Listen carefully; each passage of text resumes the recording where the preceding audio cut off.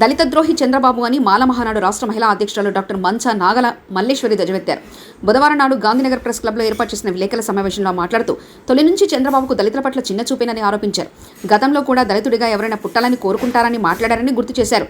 ఒరే దళితులారా, మీకెందుకురా రాజకీయాలు అనే మూర్ఖులు కూడా చంద్రబాబుతోనే ఉన్నారని మండిపడ్డారు. మాకెవరూ రాజకీయ భిక్ష పెట్టాల్సిన అవసరం లేదని, ఆ దేవుడైన అంబేద్కర్ రాజ్యాంగంలో ఎప్పుడు హక్కులు కల్పించారని స్పష్టం చేశారు. డ్రామాలు చూసి మా దళిత సోదరులకి సోదరమణులకి చెప్పాలన్న ఒక ఉద్దేశంతోనే ఈ ప్రెస్ మీట్ పెట్టడం జరిగింది. అంబేద్కర్ గారి ఆశాభావాల్ని, అంబేద్కర్ గారి ఆలోచన విధానాల్ని ఏ నాయకుడైతే, ఏ రాజకీయ పార్టీ అయితే ముందుకు తీసుకెళ్తుందో వాళ్ళకే మా సపోర్ట్ ఉంటుంది అనే ఒక ఉద్దేశంతో ఈ ప్రెస్ మీట్ పెట్టడం జరిగింది.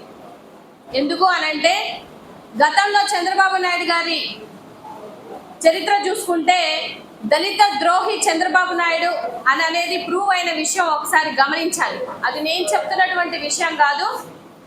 29 దళిత నియోజకవర్గాల్లో 28 నియోజకవర్గాల్లో ఓడించినటువంటి దళిత సోదరులు సోదరీమణులు చెప్పిన విషయమే ఇది. 19 ఎలక్షన్ మీరు గమనించినట్లయితే, అలాగే ఎస్టీలు 7 నియోజకవర్గాల్లో ఉన్నటువంటి ఓటింగ్ కౌంట్ చేసుకున్నా కూడా 7 నియోజకవర్గాలు ఓడించినటువంటి చరిత్ర ఎస్సీలది, ఎస్టీలది. ఎందుకు అనంటే, మీ కపట ప్రేమలకి కానీ, మీ కళ్ళబొల్లి మాటలకు కానీ దళితులు లొంగే పరిస్థితి లేదు అని చెప్పడానికే ఈ ప్రెస్ మీట్. ఎందుకు అనంటే, ఎవరైనా దళితుల్లో పుట్టాలి అనుకుంటారా అని మాట్లాడినటువంటి వ్యక్తి చంద్రబాబు నాయుడు గారు ఇవాళ దళిత ఓట్లు మీకు ఎందుకు, ఏ విధంగా మీకు అవసరం అవుతుంది అని అనేది ఒకసారి గమనించాలి. ఎందుకనంటే, ఆయనకి దళితులన్నా, దళితుల వాసన అన్నా, దళితుల యొక్క ఫైనాన్షియల్ ఇండిపెండెన్సీ అన్నా, లేకపోతే వాళ్ళ పురోగతి అన్నా నచ్చినటువంటి ఏకైక వ్యక్తి చంద్రబాబు నాయుడు గారు. అదే పార్టీలో చాలామంది ఒరే దళితులకి మీకెందుకురా రాజకీయం, మీకు దేనికిరా రాజకీయం అని మాట్లాడుతున్న నాయకులందరూ ఆ పార్టీలోనే ఉంటారు. ఏ దళితులు రాజకీయాల్లోకి రాకూడదా? చట్టసభల్లో మాట్లాడకూడదా? మాకు హక్కు లేదా? మీరు మాకు కల్పించేది ఏంటండి హక్కు?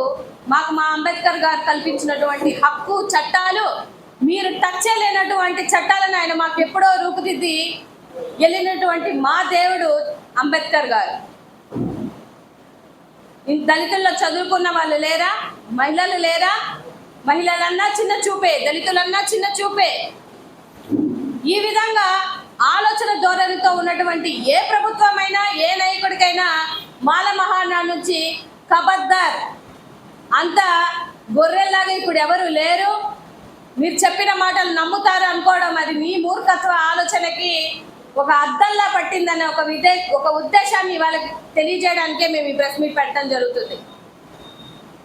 ఎందుకు అనంటే, గతంలో మీరు అబ్జర్వ్ చేసినట్లయితే ఇక్కడ విజయవాడలో చాలామంది పైన అమ్మవారి పార్టీలతో మాకు సంబంధం లేదు, కానీ రాజకీయ బద్ధంగా నడుచుకొని వెళ్ళేటువంటి ఏ పార్టీకైనా కూడా మా మాల మహానాడు సపోర్ట్ తప్పకుండా ఉంటుంది. చరిత్రలో నిలిచిపోయే నాయకులు ఎంతో మంది ఉన్నారు. అలాగే పివి రావు గారిని స్మరించుకొని ఇవాళ దళిత సోదరికి సోదరమణులకి ఒకటే విన్నపించుకుంటున్నాం. ఎలక్షన్ హైడ్రామాలకి మీరు లొంగిపోకుండా మన ఆశాభావాలకి, మన అంబేద్కర్ గారి ఆశయాలను బట్టి, ఆలోచన విధానాలను బట్టి ఎవరైతే తీసుకెళ్తున్నారో వాళ్ళకి తప్పకుండా 2024లో మా సపోర్ట్ ఉంటుందని ఈ సందర్భంగా అందరికీ తెలియజేస్తూ ధన్యవాదాలు.